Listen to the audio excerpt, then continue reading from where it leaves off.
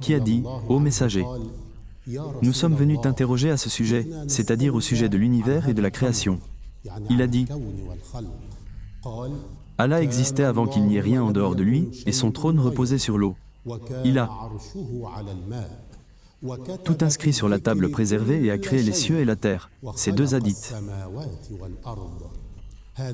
indiquent que les premiers musulmans interrogeaient le messager d'Allah, que la paix et les bénédictions soient sur lui, sur les cieux et la terre et sur le commencement de la création. Cela les incitait à méditer sur la création d'Allah.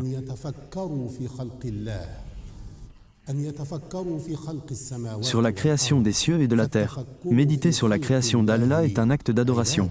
Ibn Hibban a rapporté dans son Sahih, d'après Aïcha, qu'Allah l'agrée, que le prophète, que la paix et les bénédictions soient sur lui, se leva pour prier lorsque Bilal vint l'appeler à la prière. Il le vit pleurer et dit « Ô messager d'Allah, pleures-tu alors qu'Allah t'a pardonné tes péchés passés et ce qu'il a tardé à accomplir ?» Point d'interrogation. Alors que Dieu m'a révélé cette nuit un verset. Certes, dans la création des cieux et de la terre, et dans l'alternance du jour et de la nuit, il y a des signes pour les doués d'intelligence. Il dit, malheur à celui qui le lit et n'y réfléchit pas.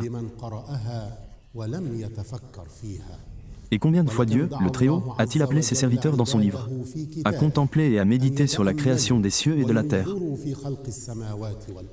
Il, le glorifié, dit, n'ont-ils pas contemplé la royauté des cieux et de la terre et tout ce que Dieu a créé, alors qu'il se peut que leur terme soit proche, en quel récit croiront-ils après ceci? Il, le glorifié, dit, regardez ce qui est dans les cieux.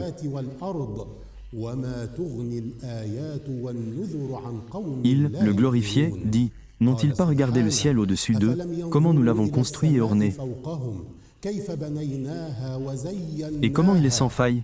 Parmi les objectifs de ce cours, mes chers, est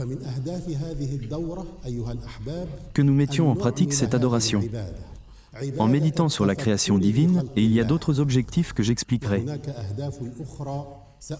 en temps voulu, si Dieu le veut. Chers frères, d'après ce qu'on a dit précédemment, il ressort clairement que les premières choses que Dieu Tout-Puissant a créées furent le trône et l'eau. La question de savoir, sont le trône et l'eau avant le trône ou s'il les a créés simultanément fait l'objet de débats parmi les savants. L'imam Muslim a rapporté dans son recueil authentique de hadiths, d'après le prophète, que la paix soit sur lui, qu'il a dit, Allah a déterminé le nombre de ses créatures 50 000 ans avant de créer les cieux et la terre. Et son trône était sur l'eau.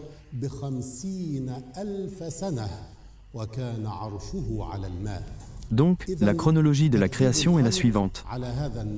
Dieu créa d'abord le trône sur l'eau, puis la plume, puis le livre gardé. Il ordonna à la plume d'écrire le destin de toute la création, et après 50 000 ans, Dieu créa les cieux et la terre. La majorité des savants unanimes que le trône fut la première créature d'Allah, et le sujet du trône comporte plusieurs volets et éléments, sa puissance, son poids, ses porteurs, ses attributs, sa taille et quelle est la différence entre le trône et le repose-pied. Nous en discuterons lors de notre prochaine rencontre après la vidéo si Dieu le veut. Que la paix et les bénédictions de Dieu soient sur notre prophète Muhammad, sa famille et tous ses compagnons.